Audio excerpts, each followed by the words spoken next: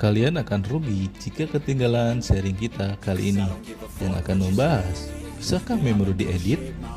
Yuk kita saksikan penjelasannya. Simak video ini sampai selesai, jangan di skip. Assalamualaikum warahmatullahi wabarakatuh. Hai, saya Rohadi Saputra dari Belajar Ilmu Psikologi.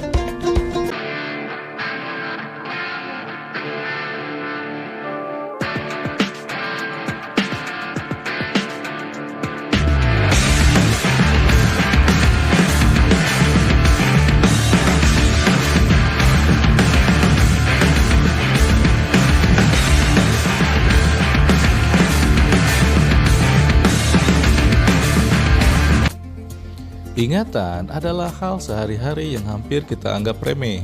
Kita semua ingat apa yang kita miliki dan kita lakukan akhir pekan lalu. Hanya ketika ingatan mulai gagal, kita menghargai betapa menakjubkannya dan seberapa besar kita membiarkan pengalaman masa lalu mendefinisikan kita. Tetapi, ingatan tidak selalu merupakan hal yang baik. Diperkirakan hampir 90% dari kita akan mengalami semacam peristiwa traumatis selama hidup. Banyak dari kita akan menderita akut setelah peristiwa ini dan kemudian pulih, bahkan mungkin menjadi orang yang lebih baik karena pengalaman tersebut. Namun, beberapa peristiwa sangat ekstrim, sehingga tidak sedikit orang yang mengalami gangguan stres pasca trauma atau PTSD.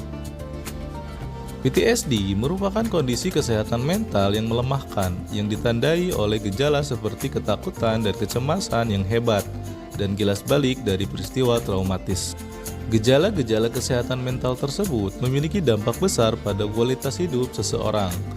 Jika seorang veteran perang kembali ke rumah, ia mungkin mengalami kegelisahan terhadap ingatannya di masa perang. Ingatan itu telah menjadi apa yang disebut maladaptif. Jadi, PTSD disebabkan oleh memori maladaptif. Hal yang terjadi dalam PTSD adalah emosi yang terlalu kuat, dalam hal ini ketakutan. Ada dua tipe memori dalam ingatan kita, yaitu ingatan-ingatan yang secara sadar kita sadari, di mana kita tahu dan dapat menyampaikannya dengan kata-kata, atau yang sering disebut dengan memori deklaratif. Jenis memori lainnya yaitu non-deklaratif. Ini adalah ingatan-ingatan di mana kita sering tidak memiliki akses sadar ke konten ingatan dan yang tidak dapat kita sampaikan dengan kata-kata. Contoh klasik dari memori non-deklaratif adalah keterampilan motorik untuk mengendarai sepeda. Berdasarkan perspektif PTSD, stres memiliki efek yang sangat berbeda pada memori deklaratif dan non-deklaratif. Penelitian menunjukkan bahwa membuat memori sebenarnya lebih seperti menulis dalam mesin pengelola kata. Awalnya membuat memori lalu menyimpannya. Dalam kondisi yang tepat, kita dapat mengedit atau menyunting memori itu. Perubahan struktural yang terjadi di otak untuk mendukung memori dapat dibatalkan, bahkan untuk ingatan lama. Namun, proses pengeditan atau penyuntingan memori tidak terjadi setiap saat. Itu hanya terjadi dalam kondisi pengambilan memori yang sangat spesifik. Memori harus dalam mode edit agar bisa berfungsi. Hal ini telah diuji secara klinis.